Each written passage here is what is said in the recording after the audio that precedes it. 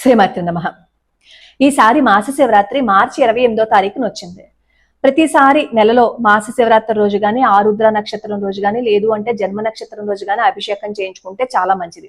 మీ ఊళ్ళలో ఏవైనా శివాలయాలు ఉంటే అక్కడ చేయించుకోండి. లేదు అంటే శంకర మఠంలో మీకు మాస శివరాత్రి రోజు అభిషేకం చేయించుకోవాలని అని అనుకుంటే నేను కమ్యూనిటీ పోస్ట్ లో ఎప్పట్లాగే నేను ఎలా అయితే పోస్ట్ పెడతానో అక్కడ పెడతాను. చూసి మీ గోత్రనామాలు పంపించండి. 201 రూపాయలు పంపించాలన్నమాట.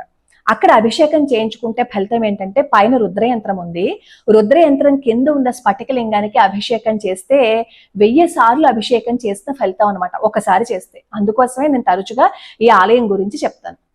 అక్కడ మీరు గోత్రనామాలు పంపించారు అంటే అర్థం ఏంటంటే మీ పేరున అభిషేకం జరిగిపోయిందని అనమాట. ఇంకా అసలు ఎటువంటి పరిస్థితుల్లోనూ అనుమానం పెట్టుకోవాల్సిన అవసరం లేదు. అక్కడ మీకు ద్రవ్యం పంపించడం వల్ల 2 మంచి జరుగుతుంది. ఒకటి ఏంటంటే మీ పేరున అభిషేకము జరుగుతుంది, ఇంకొకటి మీరు పంపించే ద్రవ్యం అక్కడ ముముక్షు భవనానికి ఉపయోగపడుతుంది అనమాట. ముముక్షు భవనంలో వేద విద్యార్థులను పోషించడం కోసం, గోసేవ చేయటం కోసం ఇలా చాలా మంచి అద్భుతమైన కార్యక్రమాలను అక్కడ చేయాలని సంకల్పం. అన్నదానాలు అందరూ చేస్తారు, కానీ వేదాన్ని పోషించాలి అంటే దానికి ఎంతో భాగ్యం ఉండాలి. పరమాచార్య స్వామి వారు ఏం చెప్తారో తెలుసా? వేద పండితులని పోషించండి. మనకి వేదం చదువుకునే అర్హత లేకపోతే కనీసం వేద విద్యని అభ్యసించే వాళ్ళకి ద్రవ్య సహాయం చేయండి, వాళ్ళని ప్రోత్సహించండి అని చెప్తారు. ముముక్షు భవనంలో జరిగేది అదే. వేద విద్యార్థులని పోషించటము, వేద పండితులని ప్రోత్సహించటము, నిరంతరము వేదాధ్యయనం జరగటము, అక్కడ అవన్నీ పరమాచార్య స్వామి వారు చెప్పినట్లే జరుగుతూ ఉంటాయి. రేపు మేలో అక్కడ వేద సభ కూడా జరగబోతుంది. ఎవరైనా ఒకవేళ ఆసక్తి ఉంటే ఆ వేద సభకి కూడా రావచ్చు.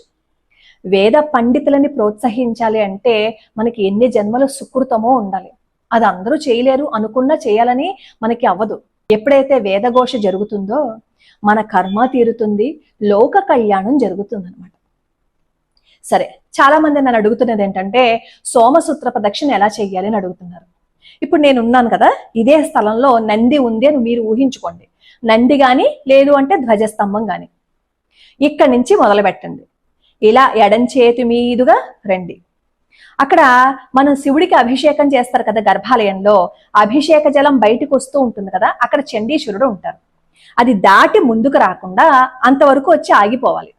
ఆ అభిషేక జలం బయటికి వెళ్తున్నంత వరకు వచ్చి అక్కడ ఆగిపోవాలి. ఆగిపోయి శ్రీ చండీశ్వరాయ నమః అని చెప్పి 3 సార్లు అనుకుని మళ్ళీ వెనక్కి వచ్చేయాలి.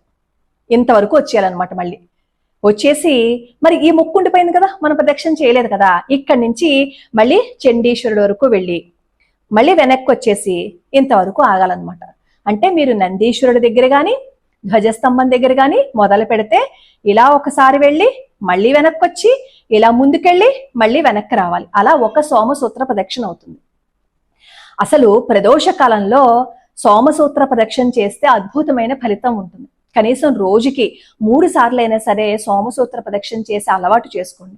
ఆర్థికంగా ఇబ్బంది ఉన్నవాళ్ళు, బాబాయ్ మేము ఈ కష్టం నుంచి బయటపడలేకపోతున్నాము, మాకు డబ్బున్నా కానీ మనశ్శాంతి లేదు అని అనుకునేవాళ్ళు ప్రదోష కాలంలో సోమసూత్ర ప్రదక్షిణ చేయడానికి ప్రయత్నించండి. ఒక్కసారి సోమసూత్ర ప్రదక్షిణ చేస్తే 10,000 సార్లు సోమసూత్ర ప్రదక్షిణ చేసిన ఫలితం వస్తుంది. కాబట్టి ఎవరికైనా బాగా ఇబ్బందులు ఉంటే సోమసూత్ర ప్రదక్షిణ చేయటానికి ప్రయత్నించండి. తెలియకుండానే మన జీవితంలోంచి ఇబ్బందులు వెళ్ళిపోతాయి, అద్భుతమే జరుగుతుంది. అలాగే చాలా మంది అంటూ ఉంటారు, ఈ ప్రదక్షిణలు చేయటము, అలాగే తిరుపతి మెట్లు ఎక్కడము, తిరుపతి కొండ ఎక్కడము, దీనివల్ల ఏమన్నా ఫలితం ఉంటుందా అని. ఉంటుంది, ఖచ్చితంగా. మన కర్మని క్షయం చేసే మార్గాలలో ప్రదక్షిణ చేయటము, పుణ్యక్షేత్రాలను దర్శించుకోవటము, వేద పండితుల్ని పోషించటము, గో సంరక్షణ చేయటము, ఇవన్నీ మన కర్మని క్షయం చేస్తాయి. భగవంతుడి మీద మన దృష్టి అంతా పెట్టి శరణాగతి చేస్తే భగవంతుడి అనుగ్రహం ఖచ్చితంగా ఉంటుంది. సోమసూత్ర ప్రదక్షిణ చేయటం ఒకసారి అలవాటు చేసుకుంటే మీరే మీ జీవితంలో జరిగే మార్పుని మీరే చెప్తారు.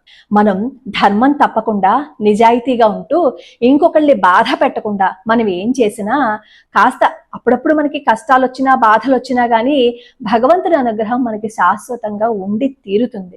అందులో సందేహ పడక్కర్లేదు. మాకెప్పుడు కష్టాలే, మాకెప్పుడు బాధలే, మేము భగవంతుడిని పూజిస్తూనే ఉన్నాం కానీ భగవంతుడు ఎప్పుడు మనకి కష్టాలే పెట్టాడు అని అనుకోకండి. కష్టాలు శాశ్వతంగా ఉండిపోవు. ప్రతి మనిషికి కష్టం వస్తూనే ఉంటుంది. కానీ ఆ సమయంలోనే మనం భగవత్ నింద చేయకుండా ధైర్యంగా ఉండి, స్వామి నన్ను రక్షించు స్వామి, నా వల్ల కావటం లేదు, నన్ను దీని నుంచి బయటపడేయి అని చెప్పి మనస్ఫూర్తిగా ఆర్తితో అడగండి. గజేంద్రుడు చేసింది అదే కదా. అంత కష్టం వచ్చినప్పుడు ముందు తన మీద తన నమ్మకం పెట్టుకున్నాడు, కానీ తర్వాత భగవంతుని శరణాగతి చేసి పాదాలు పట్టుకుంటే పరిగెత్తుకుంటూ రాలేదా నారాయణుడు చెప్పండి. అలానే చాలా మంది ఒక పొరపాటు చేస్తూ ఉంటారు. భోజనం చేసేటప్పుడు ఎడం చేత్తో ప్లేట్ పట్టుకుని కుడి చేత్తో తింటూ ఉంటారు కదా. మళ్ళీ ఏదైనా వడ్డించుకోవాలని వెళ్ళినప్పుడు ఈ చెయ్యి ఇలా పెట్టుకుని ఈ ఎడం చేత్తో, అంటే ప్లేట్ పట్టుకున్న ఈ చేత్తోటే వడ్డించుకుంటారు. అది తప్పు, అది ఎంగిలి అనమాట. మన ఎంగిలి ఇంకొకరికి పెడుతున్నాం. అసలు ఎంగిలి ఎప్పుడు ఇంకొకరు పెట్టకూడదు. అలా ఎంగిలి చేత్తో ప్లేట్లు పట్టుకుని ఆ చేతులతోటేనేమో వండిన పదార్థాలు పట్టుకుని నడుస్తూ తినడం, తిరుగుతూ తినడం, అలాంటివి దరిద్రానికి హేతువులు.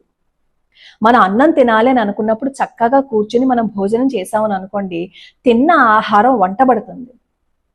అలానే భోజనం చేసేసిన తర్వాత అక్కడ ప్లేట్ తీసేసి చాలా మంది, అంటే అందరూ కాదు, శుద్ధి పెట్టకుండా అలా వదిలేసి వెళ్ళిపోతారు. అది ఎంత దరిద్రము అంటే అస్తమాను దరిద్రం దరిద్రం అంటున్నాను అనుకోకండి, అర్థం అవ్వాలని చెప్తున్నాను. పళ్ళని తీసిన తర్వాత ఖచ్చితంగా అక్కడ ఎంగిలి మెతుకులు వెత్తేసి నీళ్లు జల్లి శుద్ధి పెట్టి బట్టతో ఖచ్చితంగా తొడవాలి. ఆ ఎంగిల్ని తొక్కుకుని వెళ్ళిపోవటము, ఎక్కడ తింటే అక్కడేమో శుద్ధి పెట్టకుండా వెళ్ళిపోవటము, అలాంటివి చేయకూడదు. చిన్న చిన్న మార్పులు చేసుకుంటే జీవితం అద్భుతంగానే ఉంటుంది. లోకా సమస్తా సుఖినో భవంతు, సర్వే జనా సుఖినో భవంతు.